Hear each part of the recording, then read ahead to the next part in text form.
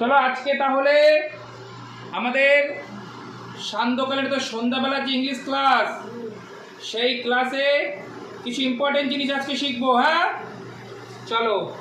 আচ্ছা, তোমরা তো অনেক কিছু শিখেছো, এবিসি কার্সিভ সব কিছু শেখানো হয়েছে। তাহলে আমরা আজকে শিখি ইংরেজিতে মোট লেটার্স কটি। আচ্ছা, ইংরেজি বর্ণমালায় লেটার্স হচ্ছে 26। এর মধ্যে ভাওয়েল কটি? Good good.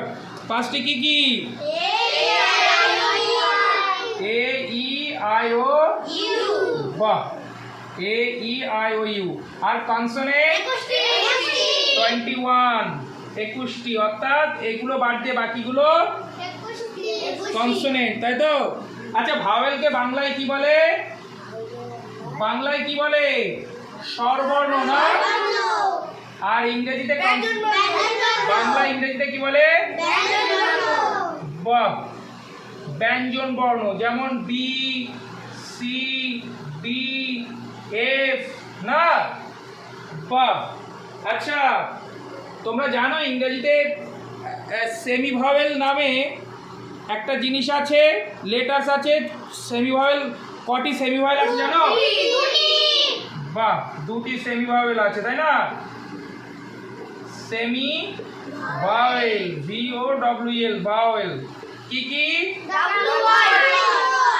বাহ বাহ, ডব্লিউ এবং ওয়াই, তাই তো? আচ্ছা, তোমরা বলো তো, এই যে 26টি লেটার ভাওয়েল এবং কনসোনেন্ট, এইগুলোকে একসঙ্গে ইংরেজিতে কি বলে? বাহ, অ্যালফাবেট মানে বর্ণমালা। বাহ বাহ, বর্ণমালা। এবারে আমরা আজকে কিছু প্রোনাউন্সিয়েশন শিখবো, উচ্চারণ কিভাবে। দেখো, তাহলে এটা মুছে দিই। বাহ, দেখো, বাংলাতে আমরা স্বরবর্ণ পড়েছি তো। স্বরবর্ণ যেমন কি অ, আ, তাই তো? হ্রস্ব ই, এগুলোর আবার আকার পড়েছি তো। অয়ের কোনো আকার হয় না, কিন্তু আয়ের আকার হচ্ছে এরকম আ, তাই তো? আ, হ্রস্বের আকার হচ্ছে হস্যিকার, তাই তো? তাহলে আমরা যদি এই স্বরবর্ণের ব্যঞ্জন বর্ণ শিখেছি তো। ব্যঞ্জন বর্ণ যেমন বলো, বা, ক, খ, গ, এগুলো, তাই তো? আচ্ছা, আমরা যদি এই আকার, এই আজকে আমরা আকারটা শিখবো, ঠিক আছে তো? যদি কয়ের পরে আকার লাগাই তাহলে কি হবে বলো তো? কয়ের পরে আকার লাগালে কি হবে? কা, তাই তো? ক্ষয়ের পরে লাগালে বাহ, ক্ষয়ের পরে লাগালে খা, গয়ের পরে বাহ। আচ্ছা, ইংরেজিতে যদি এই যে কনসোনেন্ট আছে না, বি সি ডি এফ, এই যে 21টি আছে, এরপরে যদি আমরা এই যে এ ই আই ও ইউ, এগুলো তো আমরা স্বরবর্ণ বলছি।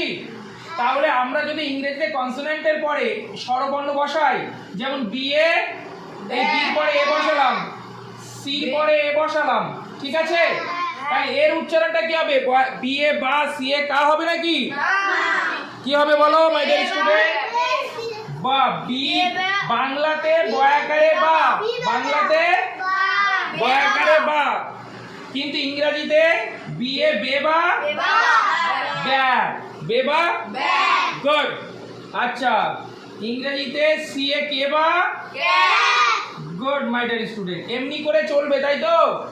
ডির পরে যদি আমরা একটা কনসোনেন্ট এ বসাই তাহলে কি হবে? বাহ, দে বা ডা। আচ্ছা, যদি এফ এর পরে বসাই ফে বা ফে, এইভাবে চলবে। তাহলে জি পরে বসালে গে বা বাহ, জির পরে।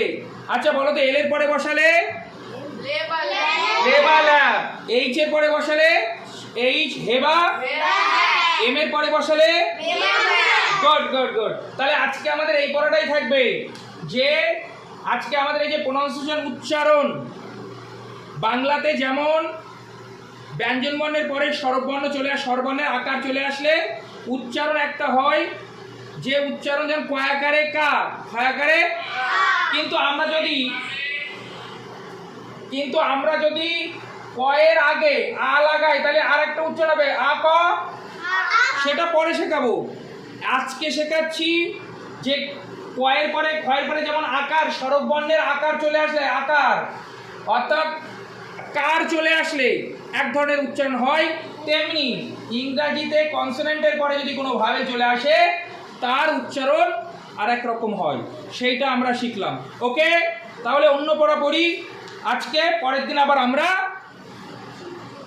শিখবো, এটা পড়বো আরো ভালো করে শিখবো। ওকে, ঠিক আছে।